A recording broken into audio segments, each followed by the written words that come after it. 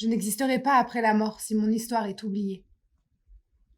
J'existerai encore si vous écoutez mon histoire. Alors je suis venue jusqu'ici pour vous raconter mon histoire. Du futur.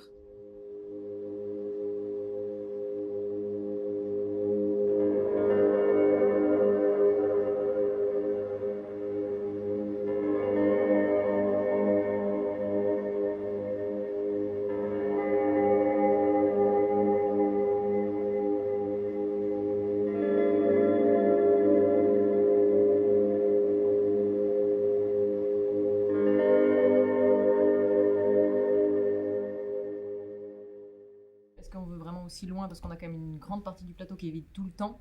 Donc moi, c'est quand même un questionnement que j'ai de mise en scène. La compagnie L'Argile, on pourrait la définir à partir d'un binôme entre dramaturgie et mise en scène. On pourrait la définir aussi sur des lieux géographiques, un territoire de montagne, un territoire urbain, Marseille et autour de Marseille, et puis aussi une dimension internationale, enfin en tout cas un pied ailleurs, notamment à Hong Kong. Le lien de la compagnie avec Hong Kong s'est fait à travers une rencontre, la rencontre avec Yann Pato, qui est auteur et metteur en scène hongkongais, chinois de Hong Kong. Et à partir de ce moment-là, est né le désir de traduire une de ses pièces qui s'appelle Une brève histoire du futur. Si je devais pitcher la pièce rapidement, en quelques mots en tout cas, je dirais que dans cette pièce, on suit deux trajectoires. Celle des parents, l'homme témoin de la douleur et la fille sinistre, qui fuient un endroit qui semble devenir totalitaire avec une grande oppression, et on suit leur trajectoire pour aller dans un endroit qui semble être plus apaisé pour eux. Et d'un autre partie de la pièce, on suit l'histoire de leur enfant, leur fille. Elle fait une pérégrination à l'inverse de ses parents, sur les traces de ses parents, vers la ville du Nord. On étire bien, chaque phalange pousse. Poignet, on ouvre. On essaie d'ouvrir vraiment l'articulation du poignet, du coude. On essaye d'ajuster notre position, voir si on est bien dans l'horizontalité de la main, s'il y a bien cet axe. On tend, et on lâche.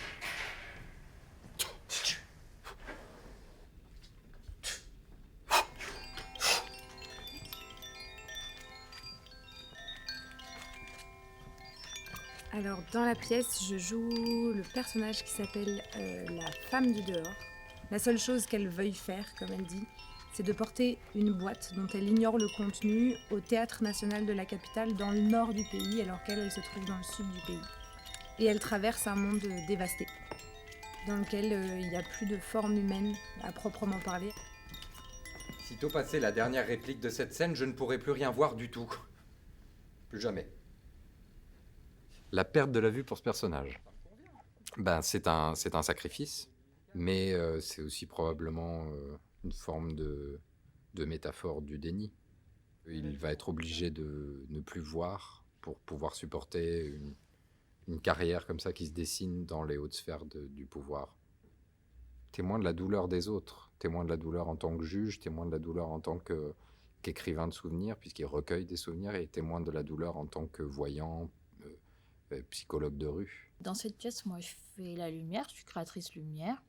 Le travail de création lumière, il se passe avec la mise en scène, la scénographie. C'est une discussion finalement d'équipe. C'est un partage d'avis, de tâches, être à l'écoute. Après, on discute avec le scénographe de l'esprit de la scène et savoir sur comment on le crée, quoi, comment on distord le temps ou pas, et comment on place aussi.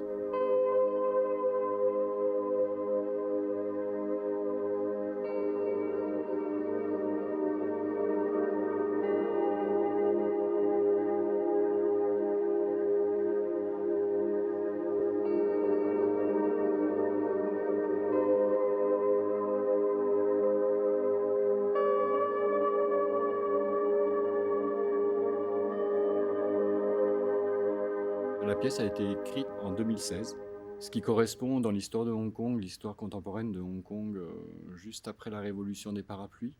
Donc, il y a un moment de crise déjà assez marqué dans le rapport avec la Chine continentale.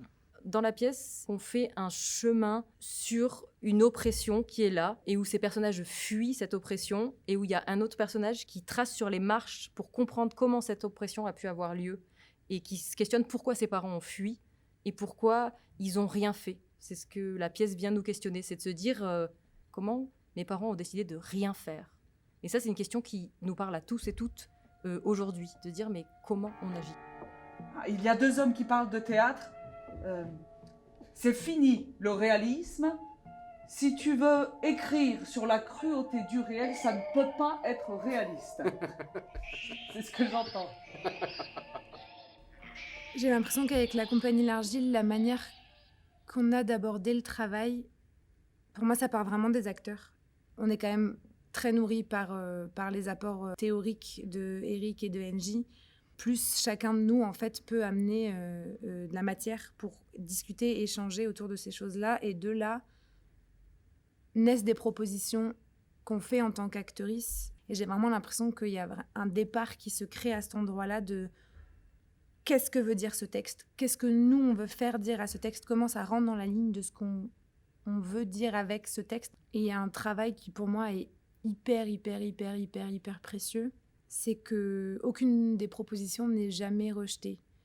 Et ça, c'est tellement rare d'avoir cette place-là de proposer des choses et qu'elles soient gardées et que les propositions qu'on fait, si elles sont fortes et assumées, fassent dévier le travail et soient englobées et créées, et que tout soit créé à partir de ce que chacun propose.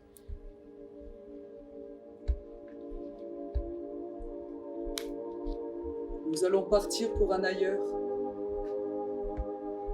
Nous ne te reverrons peut-être plus. Il y a déjà trop d'adieux. Et encore d'autres adieux à venir.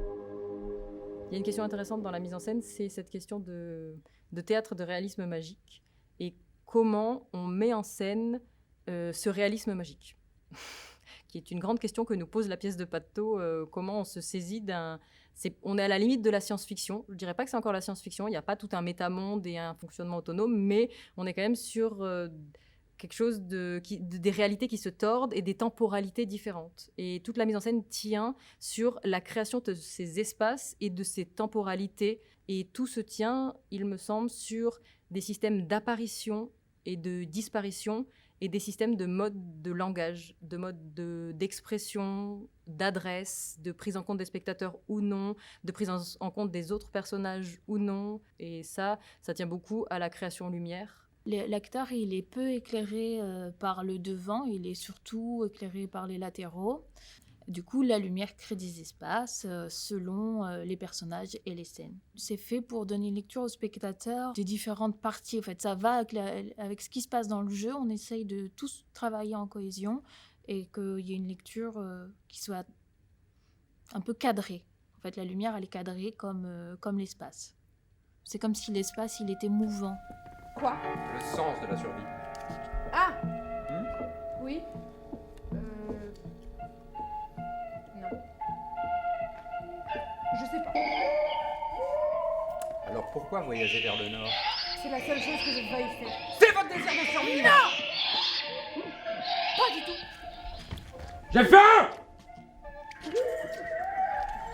Donne-moi à manger, j'ai faim! J'ai faim! On a déposé, Clément, à mes yeux et moi-même, un dossier auprès de la maison Antoine Vitesse, le Centre international de la traduction théâtrale, pour obtenir une aide à la traduction, pour réaliser ce travail. On a obtenu l'aide en 2022 et la traduction et la pièce est donc l'un des textes lauréats.